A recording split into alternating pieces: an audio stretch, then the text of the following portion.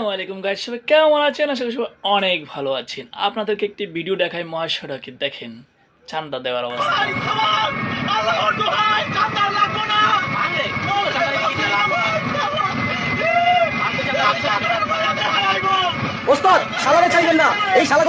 যারা মহাসড়কে গাড়ি চালান তাদেরকে প্রতিনিয়ত এর ধরনের শিকার হতে হয় চাঁদাবাজদের কবলে।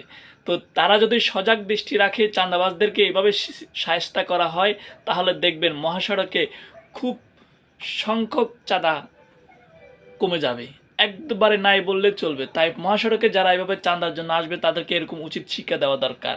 প্রত্যেক ড্রাইভারদেরকে স্যালুট জানাই, তারা যেন এভাবে শিক্ষা দেয় প্রত্যেক চাঁদাবাজদেরকে। আল্লাহ হাফেজ, আবার দেখা হবে নতুন কোনো টপিকস নিয়ে, এবং আমরা জোরালো ভাবে আওয়াজ তুলতে থাকবো।